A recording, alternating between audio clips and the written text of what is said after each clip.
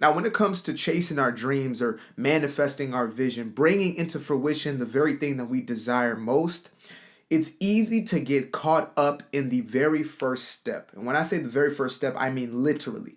Before we even step into the arena, there are often times when we feel as if we have far too many reasons not to, right? And we call these excuses. Now, we can put any type of name on it that we want. We can make any type of justification for why we do not pursue our dreams. But at the end of the day, the only thing that stops us is excuses. And so I decided to create a short list, but a very powerful list of the reasons behind why we basically sabotage and destroy our success before we even begin, right? These are 7 excuses that sabotage or destroy success before it begins or in the very beginning of when we're taking those action steps towards what we truly desire. So that being said, let's get into the list of 7. So number 1 is I do not have either the right education, enough education, or the right resources and equipment. Now, I'm going to take the angle of like resources and equipment because I'm creating content right now, right? So there's a camera that's staring at me. There's a ring light right here. There's a background table. There's a water glass, whatever, right? Now you may look at this and think to yourself, man, I want to create content. I really want to create content. I would love to be a content creator, love to be somebody who, uses their voice and speaks out and talks about the things that I care about most and shares them with, millions of people or billions of people across the planet, or just one person on the other side of the lens. However, I don't have the right equipment. And this is an excuse that I've heard a multitude of times from a multitude of different people. I do not have the right equipment. I have heard over and over from the time I used to be fully engrossed in music. I would always get people asking, oh, what kind of microphone are you using? Man, if I just had a different microphone or a better microphone, I'll make better music. When in reality, the first mic I ever used was like a $20 mic that, broke the second that you screamed too loud into it. Like, it was never truly about the equipment. It was always about what was the desire behind it. So if I have a desire that is great enough, I will film on my phone, which is probably what you have right now, whether it was, a 13 like this one, or it was, the first version that came out with the camera. It does not matter what I have, what resources I have. If I have a desire that is burning, I'm going to do it. However, my greatest excuse can be I simply don't have what's necessary to get the job done. And this is the same argument that's used with education, certifications, right? Man, I really want to do this thing, but I just need the certification. And I'm going to take this to the extreme, right? Because oftentimes it's not that most people want to be doctors and they're saying this. It's people want to be, again, they want to create content. They want to, write the book. They want to create the movie. They want to open the business, etc. Things that do not require an actual certification to actually do, which is a majority of things in this life. But let's say you're trying to be a doctor and you say, I don't have the certifications, so I cannot start. Okay, that sounds valid enough, right? Sounds like a great excuse. However, what if I told you that there were a multitude of individuals who were able to find their way into the right doors to get the necessary, either it was finances, either it was, connections that they needed to get into the right schools, etc. There are people who had nothing. People who had less than you have right now, less resources. They live in a more destitute area of the world, and they still were able to fulfill that dream of becoming a doctor. Now, again, it does require that education, but there are even those who said, you know what? What do I truly want to do? I truly want to be a healer. Can I find different modems that are actually helpful in healing people? And so you start to see that once you stop using that excuse, you start realizing that the entire world is your oyster. Like when I was starting a business, I got into, marketing before anything else. And I had the excuse of, well, I didn't, go to university. I didn't have this type of certification. I didn't get, these types of things going on because I chose not to, be honest with you. But then I realized, you know what?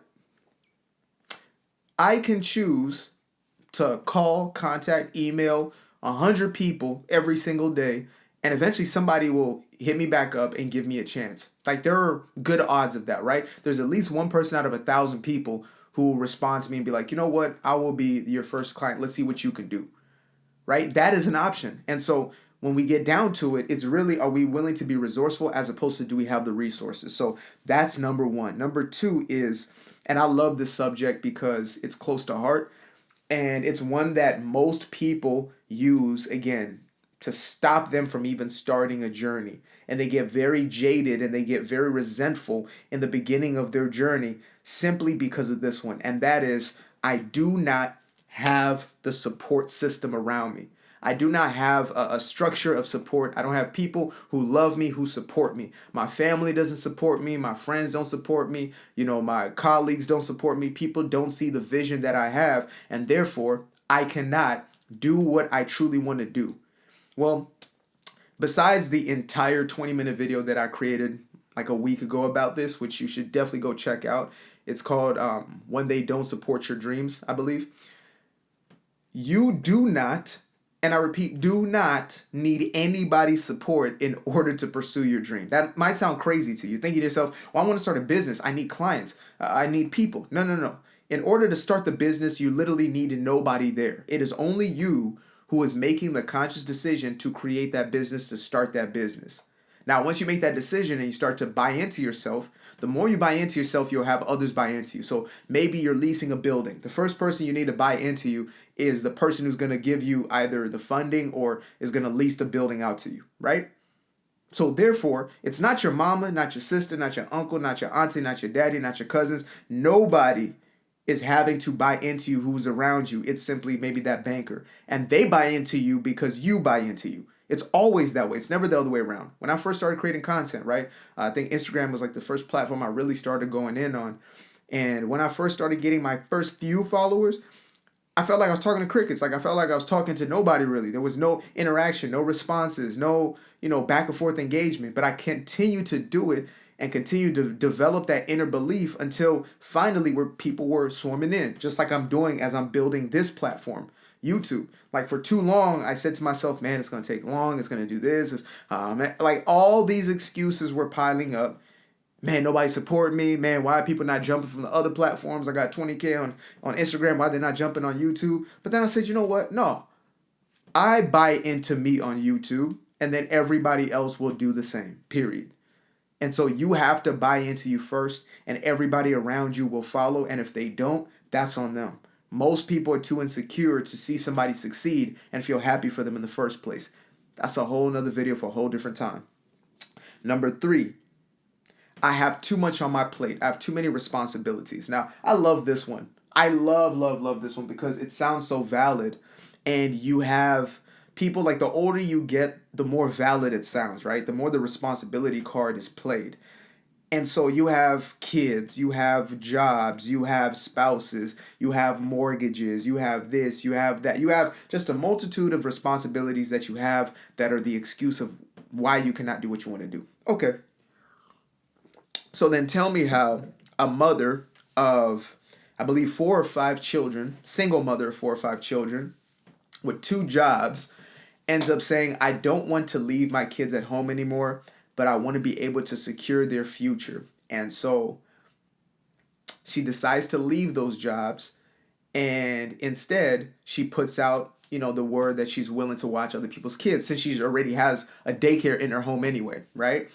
And, she tells people like, I know how to do one thing very well, and that's how to raise these babies. And so she has a few people around her who already were looking to have somebody take care of the kids that they trusted, and they trusted her. So 1 kid, and then 2 kids, and then, 3 kids.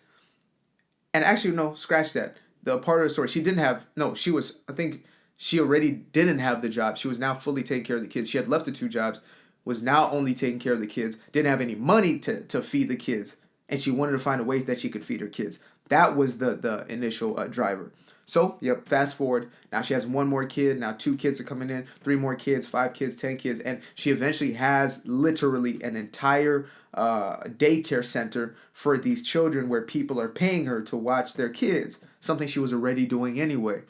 And she eventually ends up getting a certification with some of that money she saved up and she gets a certification in child development, and she ends up winning all these awards. She's, granted this and that, child development specialist of the year, blah, blah, blah. All these things sprouted off of that, coming from her dire situation. And yet she had as many responsibilities as anybody can think of, right? You're a single parent. Okay, she was a single parent.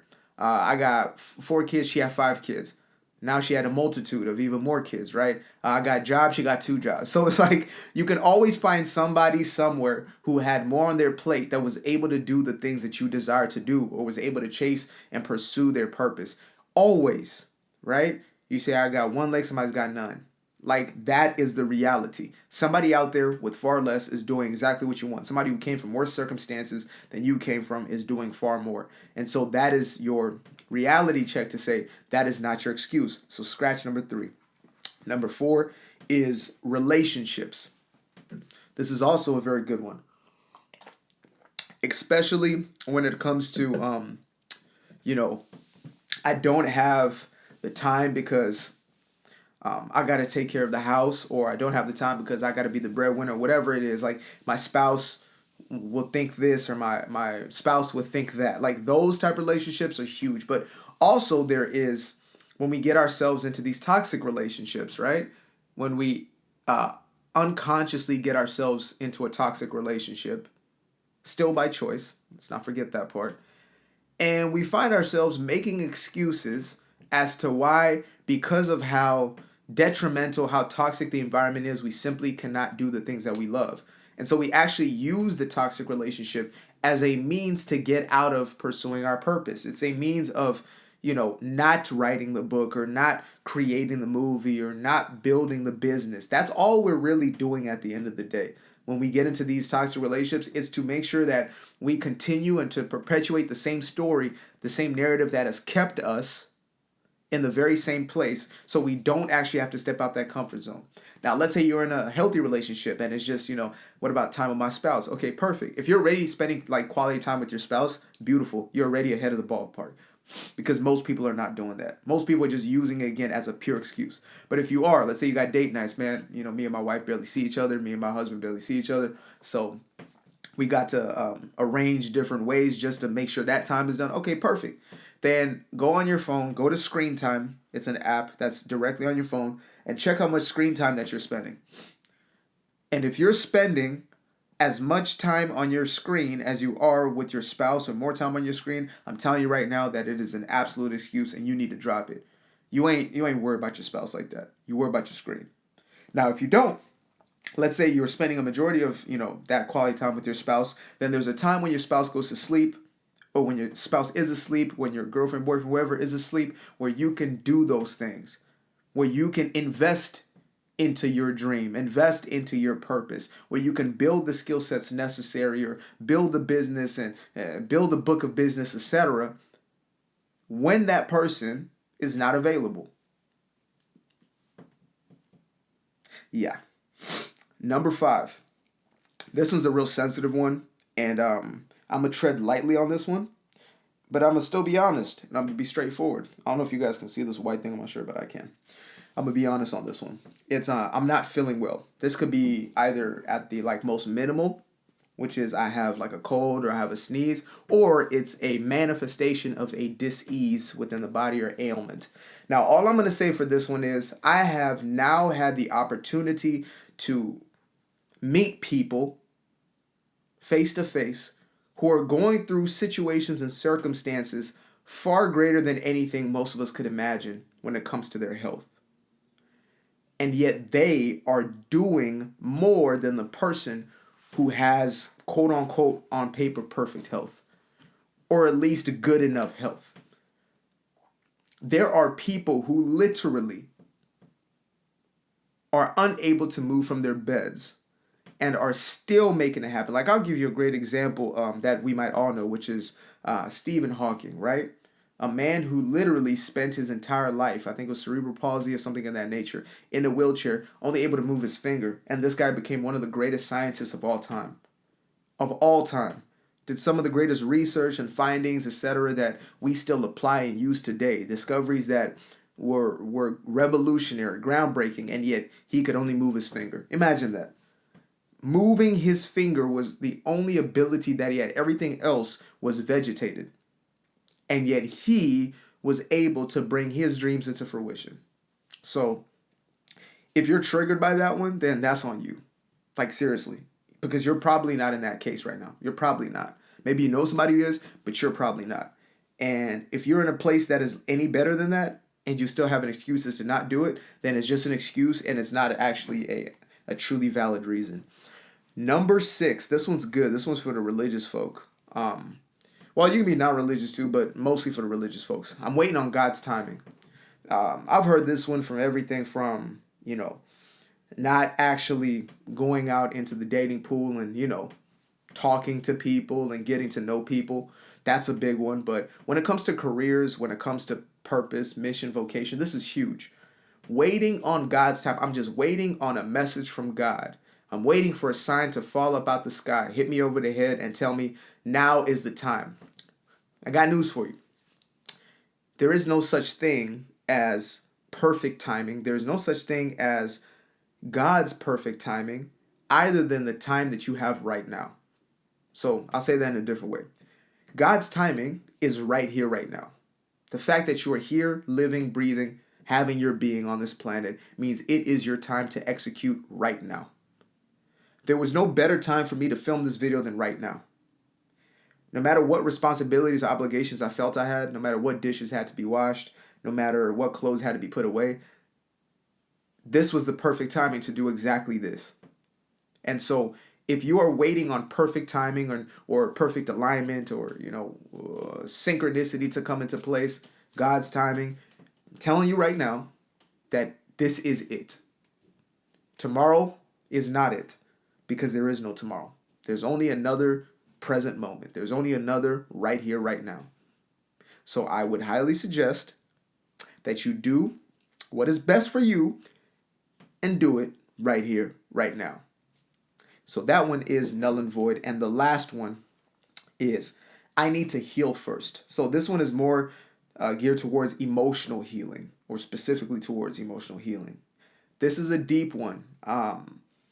This was one I almost got caught up in because I started my healing journey simultaneous to me getting to my purpose. And it's so easy to say I have to heal from these emotional scars before I start to do what I love, where most of us don't realize that a part of our healing journey, and a huge part, one of the most important aspects of our healing journey, our emotional healing journey, our spiritual journey, is being within our purpose, is to find our purpose. Like if you are a singer, there is a therapeutic nature to your singing and your songwriting. That's not necessarily saying every singer, who has a gift for singing is getting through their stuff by singing. No, there's a lot who are still tormented who don't work on their internal aspects. But if you're somebody who's conscious that you need internal healing, I'm proud of you because that is a huge step in and of itself. However, to use that as an excuse is only going to hold you back. And you don't need to heal in order to pursue what you truly love. But if you want to truly heal and live that life that is fulfilling, to absolutely express yourself, do both simultaneously because they are one and the same journey. You will find yourself growing more than you ever have in your gift. I guarantee it. I find myself more in this process than I even do, sitting there and journaling most times, which I've spent thousands of hours doing. I find this is my meditation just as much as literal meditation, right? So the time's about to run up. 20, for some reason these cards do 20 minutes at a time, but that's perfectly fine. Maybe that's to keep me shorter winded. But let's just run through this list one more time. So number 1 is not enough education / not the right equipment. Number 2 is no support. Number 3 is too much to do / responsibilities. Number 4 is relationships or intimate relationships. Number 5 is not feeling well. Number 6 is God's timing or quote unquote perfect timing. And number 7 is I need to heal first. Every single one of these is an excuse that you can overcome if you simply look at the truth that you have it within you to do everything that you want to do within this life. That's the only truth that matters. So take that with you. Move on it accordingly.